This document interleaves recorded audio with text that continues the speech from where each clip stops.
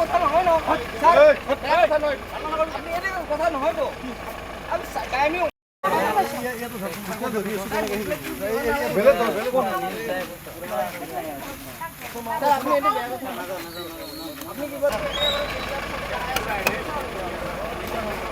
এইটো কথা নহয় ন কথা নহয় তো আমি নাই সদায় ভাল চল কত কথা স্যার নাজানো বেয়া কাম কৰা নাই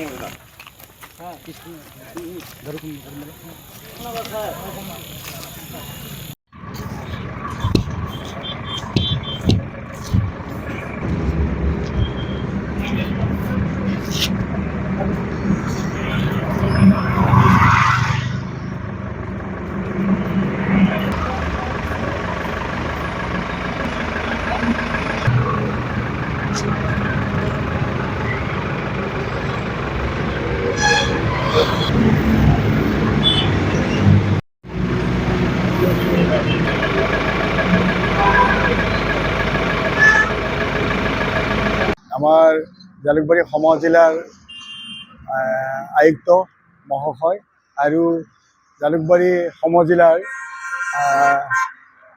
সমজিলাৰ পুলিচ আয়ুক্ত মহাশয়ৰ নিৰ্দেশ মৰ্মে যোৱাকালিৰ পৰা আমি গোটানগৰ আউটপোষ্ট আৰু জালুকবাৰী থানা আৰু বৰঝাৰ থানাৰ অন্তৰ্গত এক্সাইজ টিম আছে আমি যৌথভাৱে অভিযান চলাই আছোঁ। ইয়াৰ বিৰুদ্ধে আমি এনেও বিগত দিনবোৰত আমি অভিযান চলাইছোঁ আৰু যোৱাকালিৰ পৰা আমি ইয়াক তীব্ৰতৰ কৰি তুলিছোঁ, কাৰণ আগন্তুক শাৰদীয় উৎসৱ আহি আছে। সেই হেতুকে আমি ইয়াৰ যিটো আমাৰ যান বাহন নিয়ন্ত্ৰণৰ যিটো আইন, এই আইনৰ আধাৰত আমি সদায় গাড়ীবিলাকৰ তালাচী চলাওঁ আৰু ইয়াৰ আশে পাশে থকা অবৈধ যিবিলাক ঘাটি তাতো আমি অভিযান চলাই আহিছোঁ আৰু অনাগত দিনত আমি চলাই থাকিম। আজি আমি ইয়াৰ ৰাজহুৱা স্থানত নিয়ম ভংগ কৰাৰ অপৰাধত আবকাৰী আইনৰ 61B ছেকশ্যনত আমি 4জন ব্যক্তিক আমি আটক কৰিছোঁ। তেওঁলোকৰ যিটো আমাৰ 61B ছেকশ্যনৰ ধাৰাত তেওঁলোক জৰিমনা বিহীন, এইটো জৰিমনা বিহা হ'ব তেওঁলোকক, আৰু এইটো আমি চালানযোগে এইটো জমা দিম চৰকাৰৰ ঘৰত। এইটো অভিযান আমি পাণ্ডু, বৰঝাৰ, আপোনাৰ গোটানগৰ, মালিগাঁও, আপোনাৰ এই আমাৰ যিটো আদিমগিৰি পথ, কামাখ্যা মন্দিৰ টেম্পল যোৱা ৰাস্তা চবতে চলিব।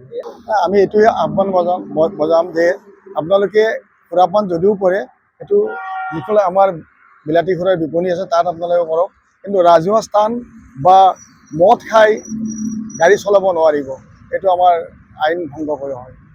সুৰাপান কৰিব নোৱাৰিব আৰু ৰাজহুৱা স্থানতো খাব নোৱাৰিব। তেওঁলোকে অনুজ্ঞাপত্ৰ থকা দোকানত য'ত বা এইটো আমাৰ দোকানতো ঘৰত খাব লাগিব, ৰাজহুৱা স্থানত নহ'ব। এইটো ইয়াৰ বিৰুদ্ধে আমি অভিযান চলাই আছোঁ, অনাগত দিনত আমি চলাই যাম।